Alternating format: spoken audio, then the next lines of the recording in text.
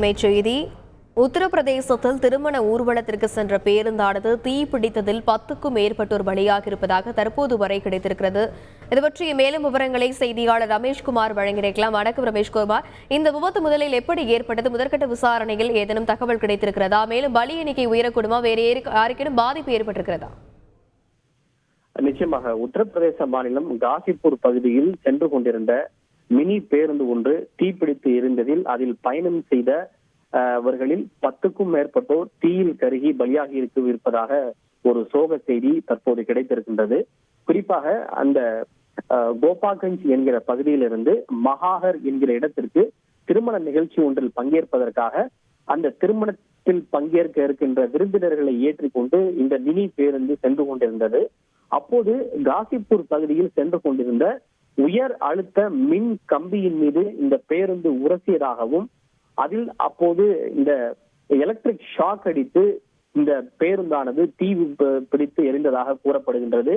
பேருந்து முழுவதும் electric shock அடித்ததன் காரணமாக அதில் பயணம் செய்தவர்கள் பேருந்தை விட்டு வெளியே குதிக்க முடியவில்லை.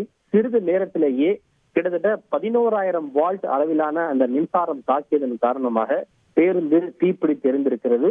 இதில் 30 பேர் பயணம் செய்ததாகவும் பயணம் செய்தவர்களில் 10க்கும் மேற்பட்டோர் தீயில் கருகி பலியாகி இருப்பதாகவும் முதற்கட்ட தகவல் கிடைத்திருக்கின்றது.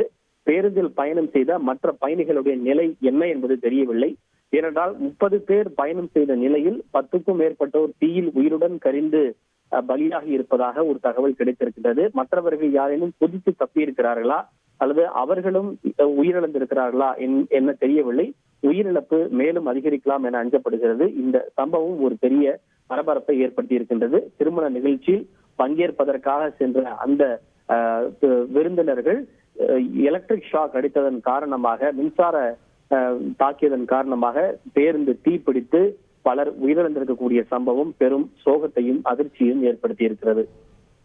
விவரங்களுக்கு நன்றி ரமேஷ்குமார். செய்திகளை உடனுக்குடன் தெரிந்து கொள்ள உடனே சப்ஸ்கிரைப் பண்ணுங்க.